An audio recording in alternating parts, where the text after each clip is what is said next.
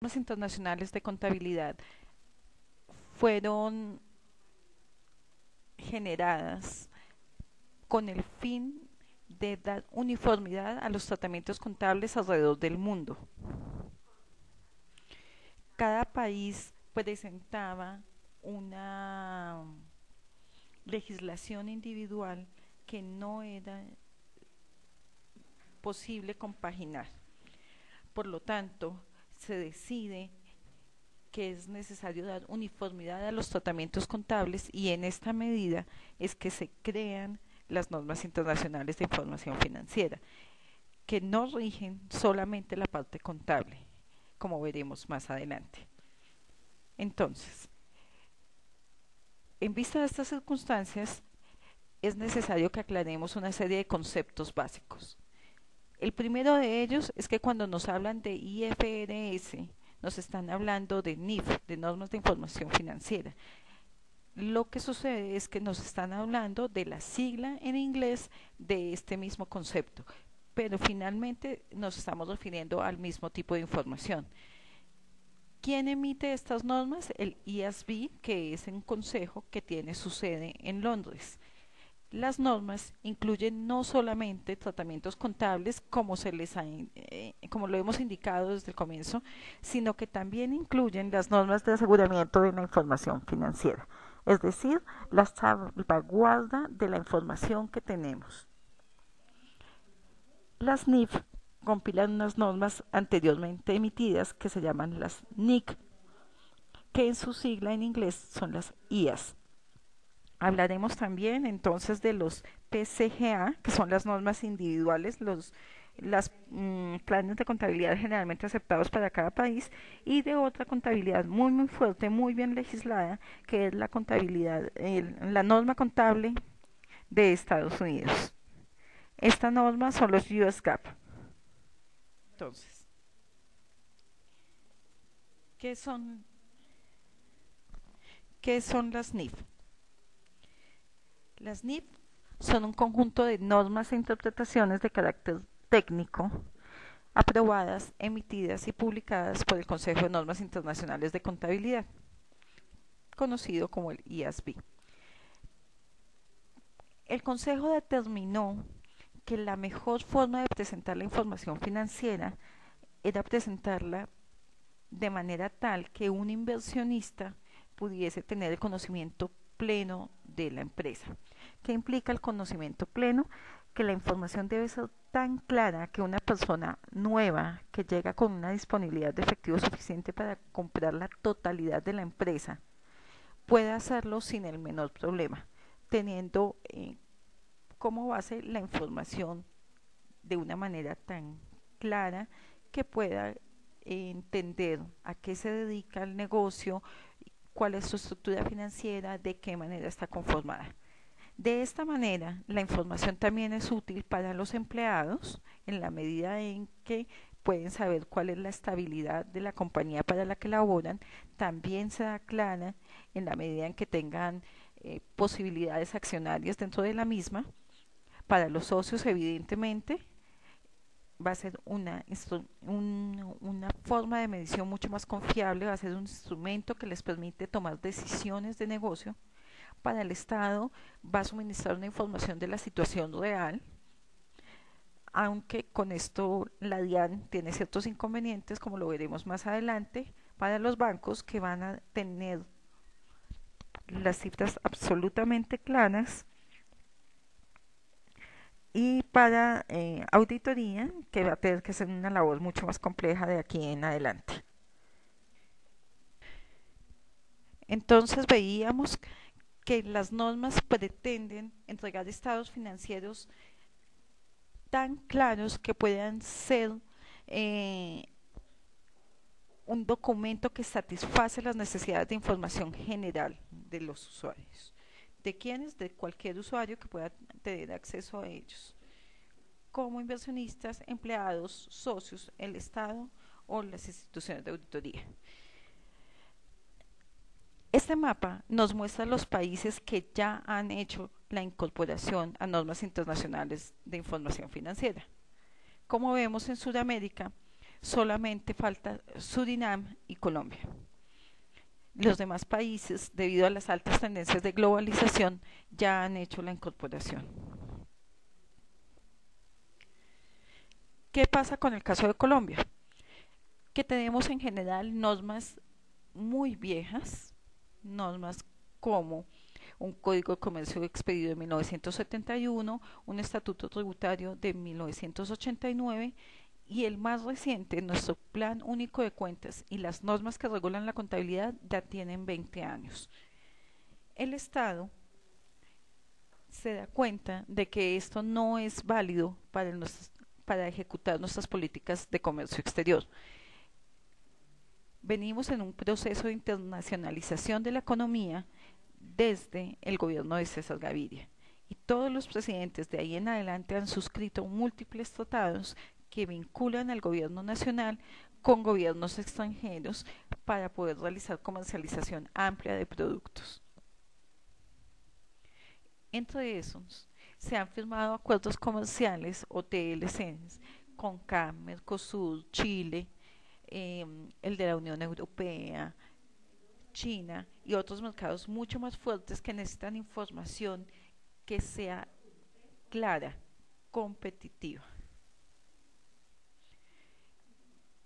Sin embargo, la mayor parte de los colombianos desaprueba el manejo económico porque venimos de un estado de índole proteccionista. Nuestra economía en general ha sido sujeto de subsidios y protecciones, pero en un mercado globalizado esto ya no es posible. Es necesario entrar a competir y parte de entrar a competir significa tener estados financieros que puedan reflejar claramente la situación de la compañía. Es necesario entonces para el gobierno entrar a reglamentar todo lo que permite eh, tener acceso a la información. En esta medida se han firmado múltiples acuerdos y se han expedido varios decretos y leyes, de los cuales entrarán en funcionamiento unos para este año y otros para el próximo. Dentro de estos acuerdos está el Acuerdo de Cooperación Técnica para la Simplificación Tributaria, que comenzó a regir el pasado mes de agosto y tendrá efectos hasta el año 2015. En este acuerdo, el Banco Mundial busca implementar estrategias para reducir los costos del cumplimiento de la carga tributaria y ahí hay un punto que no hemos considerado con suficiencia los contadores y los gerentes y es el desconocimiento de los costos y deducciones pagados en efectivo, puesto que lo que está planeado es que de aquí en adelante quien efectúe las retenciones sea el banco que realice el pago y de esta manera realice un abono directo a la DIAN. Y los pagos en efectivo serán paulatinamente desconocidos de las declaraciones de renta. Esto evidentemente minimiza la carga operativa para las empresas pequeñas, pero también implica un gran control tributario frente a la evasión. ¿Para qué? Para obligar a las empresas a formalizar todas sus operaciones y a los pequeños contribuyentes para que salgan de la informalidad. También se firmó en julio pasado un acuerdo para el intercambio de información tributaria con Estados Unidos. Con el fin de poder regular y conocer las operaciones que realizan nuestros particulares y las compañías en este país. Muy seguramente en ese momento encontraremos una tasa de evasión tanto patrimonial como de ingresos provenientes de otros estados.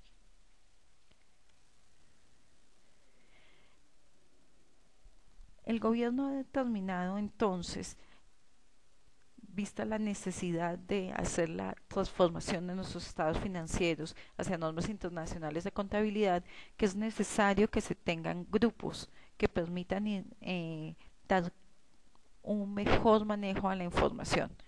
Estos grupos son el grupo 1, el 2 y el 3. El primero de ellos aplica normas plenas, es decir, las normas internacionales de contabilidad completas. Este grupo está constituido por los emisores de valores y empresas de interés público. Incluye también, a su vez, empresas que tengan más de 200 empleados o activos superiores a 30.000 salarios mensuales mínimos. Pero si se tiene una de estas dos condiciones, también debe estar o bien vinculada a una empresa que sea nacional o extranjera, que ejecute, que tenga la obligación de tener NIF plenas, o debe ser una empresa de 200 empleados o de activos superiores a 30.000 salarios mínimos, pero que sus operaciones, bien sea de importación o exportación, superen el 50%. El grupo 3 son las empresas muy pequeñas que tendrán que llevar una contabilidad simplificada.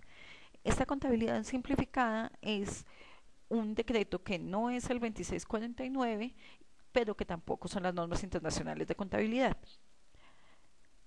Se hace con el fin de no generar una carga impositiva más alta y no complicarle la vida a empresas tan pequeñas.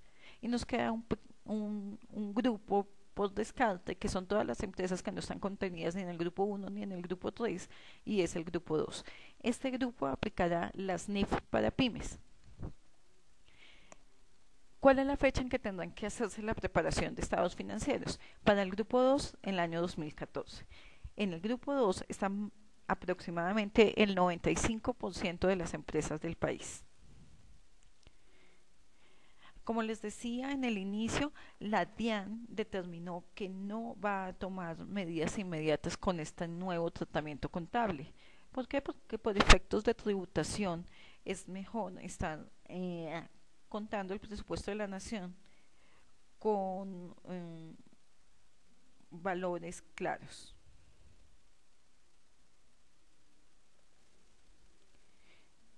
Y por lo tanto, durante los próximos 4 años van a medir los impactos tributarios, es decir, debemos llevar una doble contabilidad, una contabilidad bajo normas nacionales y una contabilidad bajo normas internacionales.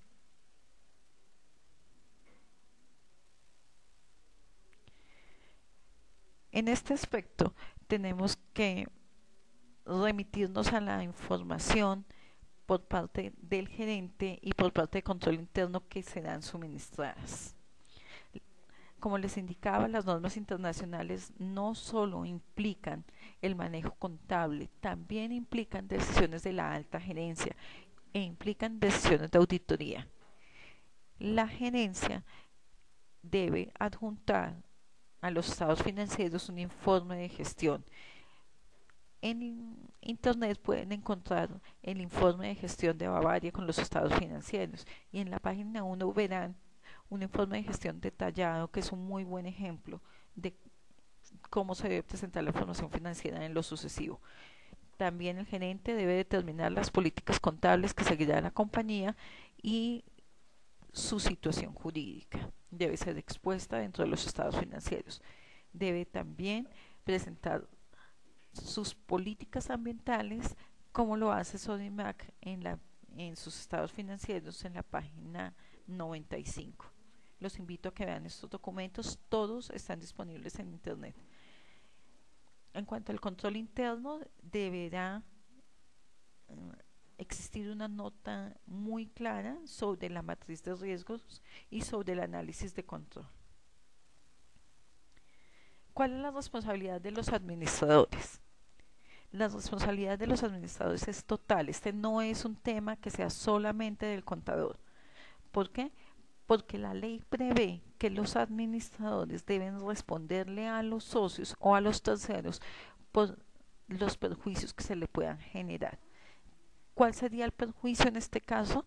Pues presentar una información financiera que puede generar errores. En este caso se aplicaría esta sanción por dolo o por culpa.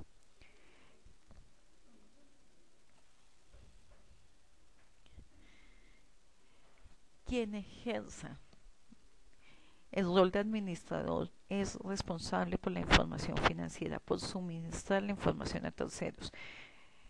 Por lo tanto, es una tarea primordial del gerente, es una tarea primordial del representante legal el estar pendiente de que se haga una incorporación adecuada a la normatividad. Parte de los deberes de los administradores está en velar por que se permita la adecuada realización de las funciones encomendadas a la revisoría fiscal. La revisoría fiscal, dentro de sus múltiples ocupaciones, debe dar fe de que los estados financieros están presentados de acuerdo a las leyes.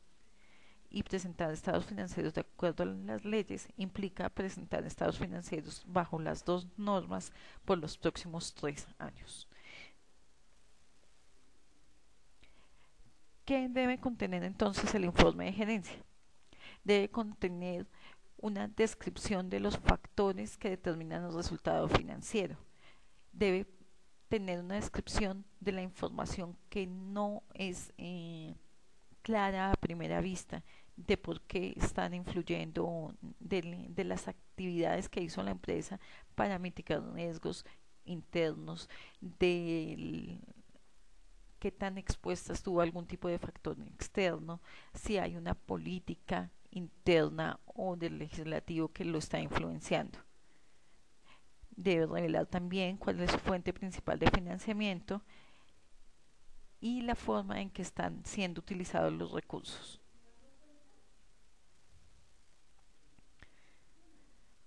El tema más amplio tal vez en todo el tema de normas internacionales es el aspecto de la medición.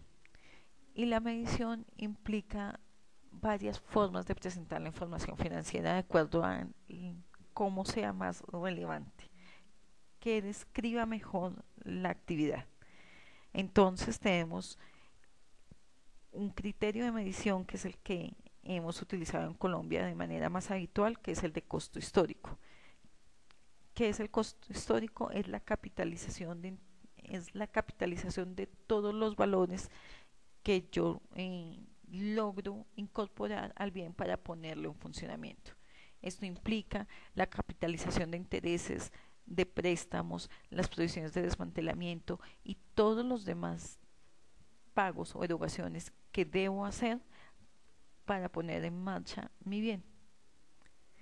También existe otro criterio de medición denominado valor razonable. ¿Qué es el valor razonable? Es el valor de mercado. Es el valor por el que, como su expresión lo dice, con el que razonablemente puedo adquirir un bien o podría solventar un pasivo. En valor razonable, entonces hablaremos del costo revaluado, que es un costo de mercado, pero que se deprecia con el paso del tiempo, un valor de uso, que es traer el valor presente de los flujos de efectivo futuros que espero tener por la utilización de ese bien,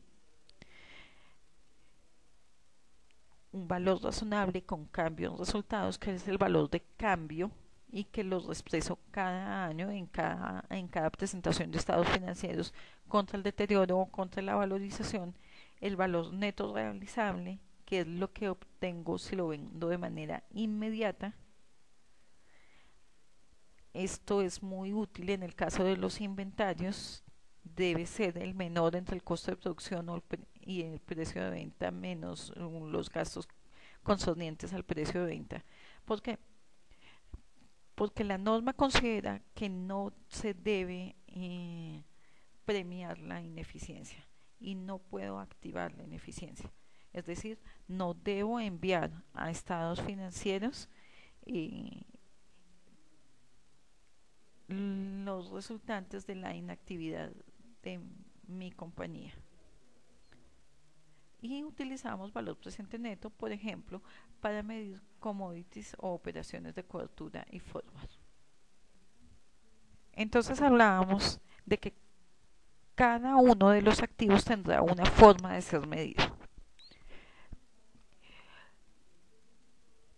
Los activos correspondientes al disponible deben estar perfectamente conciliados, es decir, los cheques posfechados recibidos deben enviarse a cuentas por cobrar y los cheques posfechados entregados a cuentas por pagar. ¿Por qué? porque el disponible debe representar el dinero que realmente la empresa tiene a su disposición. Y el disponible, de hecho, ya no se llamará disponible, sino efectivo y equivalentes de efectivo. En nuestro PUC actual, el siguiente grupo de cuentas corresponde a las inversiones. Las inversiones se llamarán en lo sucesivo instrumentos financieros. De estos instrumentos financieros hay algunos que presentan rendimientos y otros que no. Y la forma en que lo debemos medir depende de del uso que le estoy dando al instrumento financiero. Es decir, si tenemos inversiones en asociadas, es decir, empresas que tienen una influencia significativa, debo hacer un tipo de registro. Si es un negocio conjunto que implica control de ambas partes, también el registro será diferente. Si se hacen inversiones en subsidiarias con control total, por combinación de negocios, por consolidación, todos estos efectos se deben medir y cada uno tendrá su tipo de registro específico. ¿Por qué? Porque no es lo mismo la empresa que compra acciones solamente para tenerlas con fines especulativos, es decir, para utilizarlas de manera que reciba rendimientos de ellas, o quien negocia abiertamente en un intercambio de acciones en bolsa. Y no es lo mismo ser socio de una empresa a la cual solamente visito el día de repartir los dividendos, que ser el gerente y tener negocios e interacción que beneficien a ambas empresas. Cada una tendrá un tratamiento diferente de acuerdo al control. Ahora, el control acá no se mide exclusivamente por la participación accionaria. Hay empresas que yo puedo controlar así no sea socio en más del 50%. ¿Por qué? Porque la unidad administrativa está en cabeza de mi compañía. En esa medida el tratamiento también debe ajustarse. Ya no es solamente medir la composición accionaria, también se debe medir cómo estoy controlando la compañía. Ahora bien, en el tema de inventarios hay cambios, porque nosotros estamos acostumbrados a tratar como inventarios únicamente las mercancías que tenemos disponibles para la venta.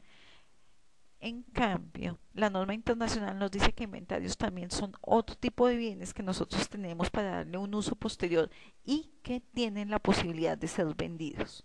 Entonces, en esa medida podemos incluir ahí los repuestos importantes. No vamos obviamente a llevar a inventarios unos tornillos porque eso es gasto.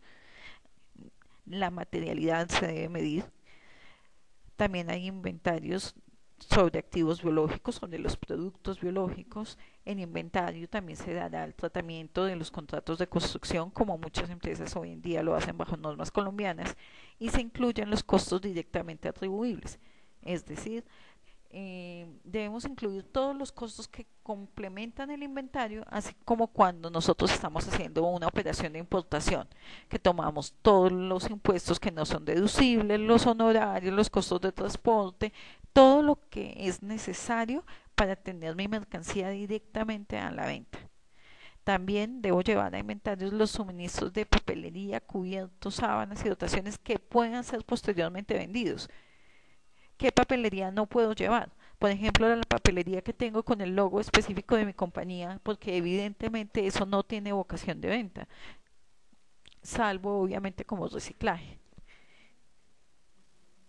En cuanto a los activos fijos, y este es uno de los temas que tal vez mayor influencia tiene en nuestros estados financieros, dado que nuestra normatividad colombiana es muy específica, incluso actualmente, sobre el tratamiento de los activos fijos, y todos hemos optado por llevarlo de acuerdo a los criterios tributarios. Entonces, los activos fijos cambian en la medida en que la norma internacional dice, uno, sea realista con la vida útil. Es decir, usted no se para frente a un edificio y pasados 20 años puede comprarlo gratis. es decir, el valor no es cero, tiene que dejar también un valor de salvamento, un valor al que lo puede vender posteriormente y debe reevaluar, volver a medir el valor de sus activos fijos. ¿Cómo lo mide? Lo puede medir bien sea por avalúos técnicos calificados o por medio de comparaciones con el mercado.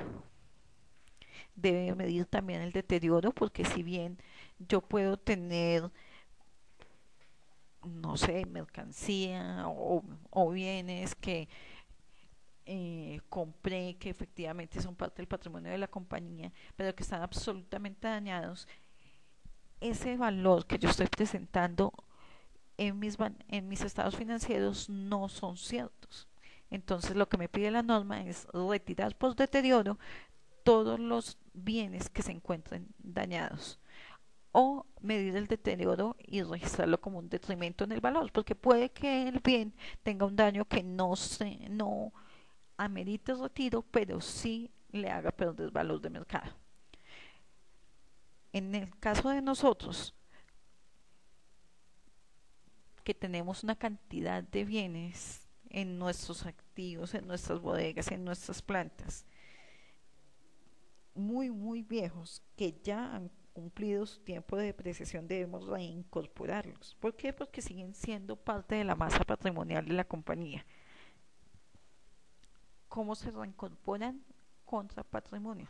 Entonces, todas las modificaciones que yo hago en el primer balance, en el balance de apertura, van contra el patrimonio.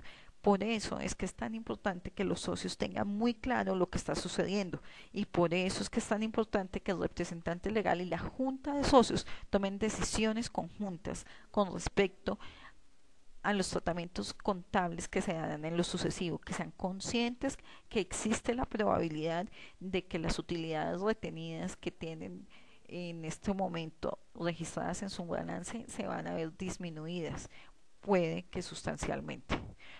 O también se puede estar exponiendo a una fuerte valorización patrimonial al volver a revivir todos esos activos que están en uso y que tienen un valor comercial significativo, pero que ya habíamos llevado vía depreciación al estado de resultados. Debo medir componentes representativos. La norma incluso trae un ejemplo muy claro, que es el de el techo de una construcción. El techo tiene una tasa de depreciación mucho más rápida que el resto de la construcción. El techo debe cambiarse cada 5 o 10 años tal vez, y el resto de la construcción sin mantenimientos significativos puede durar hasta 100, 200 años. ¿Qué es lo que nos pide la norma internacional? Separar estos componentes y reconocer bajo estados financieros que cada uno tiene una vida útil diferente. Esto debe ser especialmente considerado para las empresas de minería, puesto que las máquinas que utilizan son máquinas de alto costo. Debo también separar los activos mantenidos para la venta, es decir, si yo tengo una serie de vehículos o una unidad generadora de efectivo, es decir, una serie de bienes que voy a enajenar, no deben ser tratados como si fueran activos fijos de la compañía, como si fueran inmovilizados. ¿Por qué? Porque yo lo que estoy haciendo es ponerlos a disposición del público. Debo separarlos y tenerlos claramente identificados dentro de mi balance. Cuando los traslado a activos mantenidos para la venta, dejo de hacer depreciación y lo único que puedo hacer es medir deterioro para reconocer el precio de venta más adecuado. Siempre, recuerden, siempre debo medir todas mis cifras como si las fuera a vender, para ajustarlas al mercado, para que las cifras sean reales. Tenemos otro tema que es el de los activos aptos o calificados, que son los activos que se construyen por partes. Cuando, por ejemplo, estoy elaborando una máquina, cuando tengo un proceso en construcción, y todos los costos los voy incorporando al valor de ese activo hasta que lo tenga listo. Cuando lo tengo apto, así no comienzo a usarlo, en ese momento es que comienzo a depreciar. Antes no puedo hacerlo. Y También nos pide la norma internacional que se haga un reconocimiento de los costos de desmantelamiento y retiro o rehabilitación del lugar en el caso, por ejemplo, de las maquinarias. Si tengo una norma que me obligue a volver a habilitar el lugar donde hice, por ejemplo, la excavación, debo reconocerla dentro de mis estados financieros. Otro tema que probablemente afecte de manera sustancial los estados financieros de nuestras compañías colombianas es la eliminación de los gastos pagados por anticipado, porque la norma dice que, que en el activo no puedo tener gastos, porque es una vía de oportunidad para generar la equivocación, en inducir al error a quien está eh, creyendo en mi empresa. Creo que todos conocemos casos como los de Enron, que fue una compañía de Estados Unidos que llevaba todos sus gastos al diferido, y en el momento en que los llevaba al diferido se mostraba como patrimonialmente muy fuerte, pero en realidad no lo era. Finalmente vendía acciones a muy buen valor, la gente seguía creyendo, ellos recibían el dinero, pero comenzó a tener insuficiencia en los pagos. Al tener insuficiencia en los pagos, se hizo una investigación, un análisis profundo, y resulta que estaba quebrada desde hace mucho tiempo. Por eso es que no se permiten los gastos pagados por anticipado, porque es una oportunidad para que las empresas puedan disfrazar los gastos y no mostrar su situación financiera actual. Otro de los ítems en que la norma es muy específica es con respecto a los intangibles formados. ¿Por qué es tan específica? Porque si yo puedo formar intangibles que no tienen un criterio de medición claro, que no tienen un criterio de medición confiable, puedo llegar también a inflar mis activos sin tener un sustento real, y eso también conduciría al error para las personas que están invirtiendo y creyendo en la compañía. Los gastos de investigación, por lo tanto, deben ser cargados al gasto, y el desarrollo en algunos casos es permitido registrarlo dentro del activo. En el caso de registrar intangibles, también debo medir si tienen una vida útil finita o infinita, y en la medida en que sea finita debo clasificar su vida útil, si existe algún valor de salvamento, y tomar las medidas de política contable que me permitan amortizarlo. Si no tienen una vida útil finita, sino que es infinita, debo realizar pruebas de deterioro de manera constante para poderlos llevar al valor real de mercado todo el tiempo. En el caso de los pasivos, debo hacer provisiones de los valores que considero que efectivamente voy a pagar. Debo medir contingencias, revelarlas, que en esto hay dos criterios muy diferentes. Uno que es revelación, que es poner dentro de las notas a los estados financieros, que de hecho ya pasan a ser un estado financiero como tal, de la más alta importancia, porque en ese se debe dejar absolutamente claro todas las cifras y el por qué las estoy incluyendo. Debo medir garantías, en caso de que yo ofrezca las garantías, debo de hacer garantías a mis clientes por los productos que vendo. Debo reconocerlas dentro de los estados financieros, esa es una práctica que nosotros habitualmente no tenemos acá.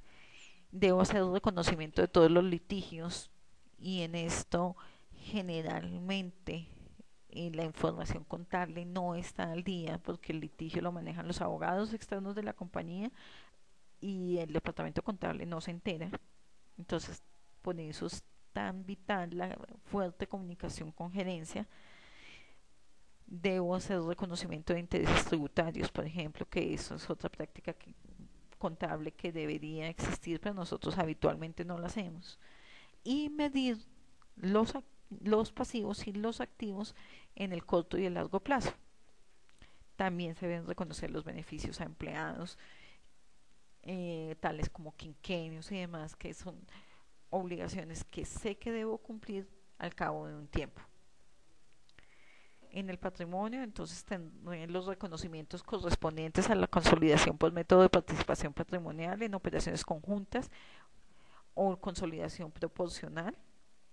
Si quieren ver un ejemplo de esto, pueden encontrarlo en los estados financieros del Grupo Carvajal, que hacen una explicación muy clara vía un infograma con dibujos de cómo está compuesto el grupo.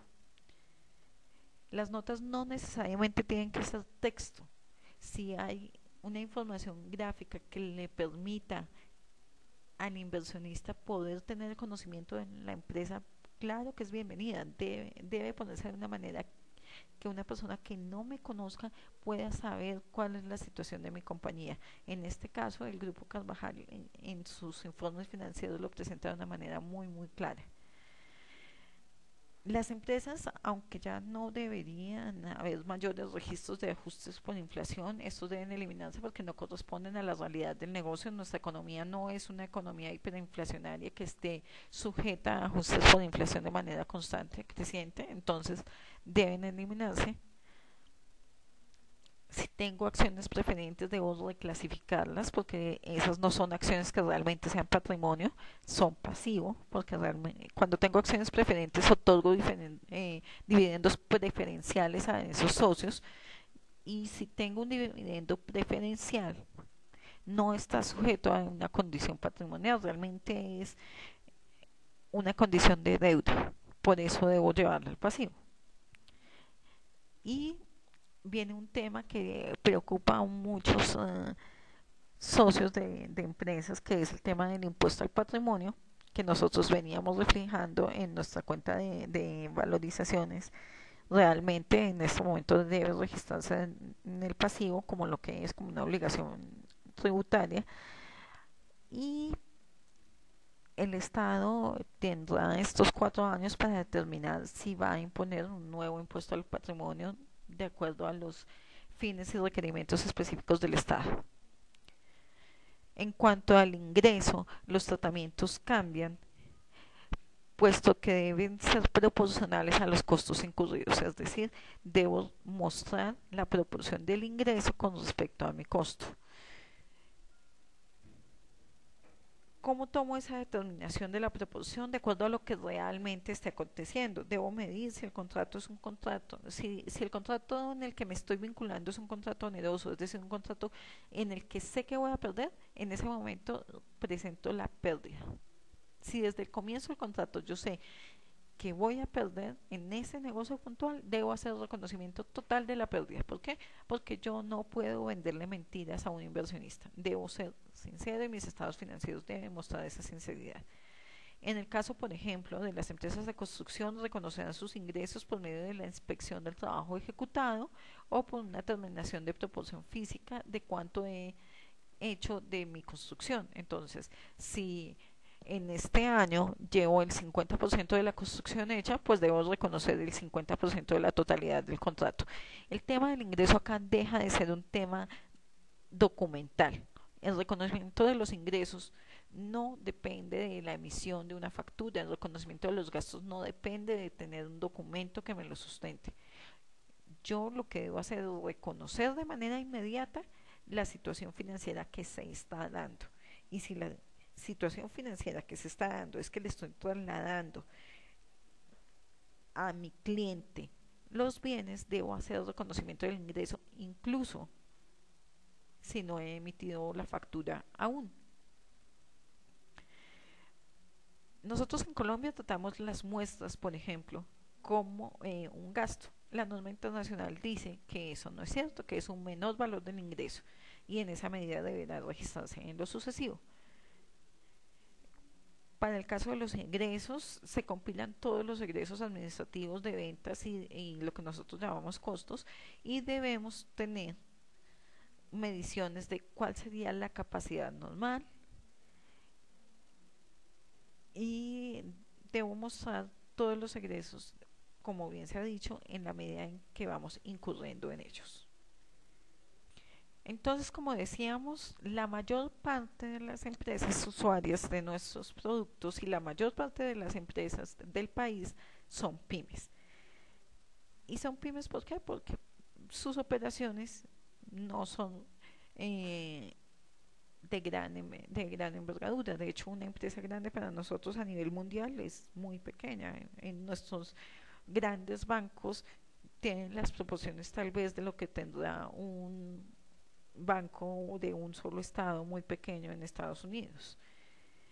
Por eso es que se crearon unas normas específicas para pymes. Estas normas para pymes tienen un tratamiento un poco más blando, por decirlo así, pero sin embargo nos piden que nuestra información financiera sea relevante para la toma de decisiones económicas, es decir, muestra las cosas importantes, no esconda información. Nos pide que la información sea fiable, que podamos creer en lo que está escrito, que no sea manipulado. Nos pide que se presente el rendimiento financiero y los flujos de efectivo de la entidad. Entonces debemos ser mucho más juiciosos en la elaboración de nuestros flujos de efectivo. Mostrar toda la esencia económica de las transacciones, ser neutrales, libres de sesgo, prudentes, que la prudencia es uno de de esas condiciones que también teníamos en nuestro 2649, que siempre nos pedían ser prudentes, no reconocer ingresos que no he tenido y medir las probabilidades de gasto y presentar la información con suficiencia. ¿Qué nos pide también la norma? Que seamos conscientes de los esfuerzos necesarios para hacer la incorporación. La norma nos dice que no es válido hacer esfuerzos para recolectar información que superen la utilidad de la información como tal.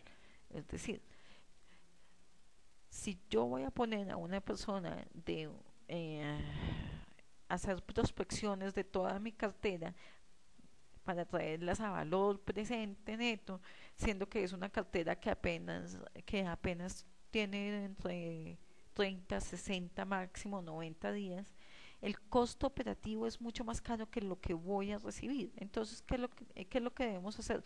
Tomar otra de las medidas que se posibilitan en la norma, pero no hacer un desgaste administrativo que no va a tener sentido porque finalmente la corrección monetaria, el ajuste por inflación, el ajuste de esas cifras en el paso del tiempo no va a ser significativo. Nosotros vamos a hablar de una corrección de pesos y centavos que en la masa de nuestro patrimonio probablemente no sea material. Entonces, ¿cuál es la clave en todo este proceso de incorporación? Si bien es cierto conocer la norma, es mirar específicamente la naturaleza del negocio y ver cuáles de las posibilidades que nos ofrece la norma, porque muchas, la norma de activos permite diversos tratamientos, buscar cuál es el tratamiento más adecuado para mi negocio, para la forma en que yo lo dirijo como gerente, para la forma en que está estructurada la compañía y de acuerdo a lo que yo le voy a mostrar a los terceros interesados en mi empresa. Hablaremos entonces de la necesidad de los criterios de valoración, de estar muy claros en qué es lo que voy a incorporar y cómo lo voy a incorporar, hacer las mediciones de moneda extranjera, hacer las expresiones de manera adecuada, presentar la información de manera clara para todos los usuarios de esa información. No puedo seguir presentando mentiras en mis balances. Nuestros balances colombianos están repletos de mentiras en todas las cifras. Nosotros en inventarios no estamos llevando, seguimos llevando más bien un montón de mercancías que ya están en desuso y que muy probablemente no tienen ningún tipo de valor, o si acaso tienen un valor, sea un valor residual y no el valor que tenemos reconocido. Tenemos activos fijos que ya desaparecieron de nuestros estados financieros y que en el caso de algunas empresas ni siquiera estamos llevando en cuentas de orden. de los cuales no tenemos control como si no existieran, pero en realidad los estamos usando todos los días. Estas mentiras contables que nos hemos venido diciendo a lo largo de tantos años deben ser eliminadas. Tal vez, como decía alguna vez una cliente de la empresa, estos estados financieros bajo normas internacionales nos van a permitir medir las empresas de una manera más cruda pero más real. Entonces es el momento de ser objetivos y presentar la información como debe ser. Hay un caso muy claro que es sujeto incluso de revisión actualmente y es el de el buen nombre. El buen nombre, en el caso de estas dos figuras del fútbol, en el está reconocido en los estados financieros de uno de los equipos y en el otro no. ¿Por qué? Porque en el caso de Real Madrid hizo la compra del buen nombre de su jugador. En el caso de Messi, el Barcelona formó a este jugador. Y como vimos, el buen nombre y ninguno de los intangibles pueden ser reflejados si son formados. Entonces, por ejemplo, en este caso, la empresa que constituye el Fútbol Club Barcelona está presentando una información que no es cierta porque está subvalorando uno de sus mayores activos, que es la imagen comercial de Messi. La norma tendrá que ajustarse en determinadas medidas, no es perfecta evidentemente, pero sí es un trabajo muy juicioso que debería ser tenido en cuenta.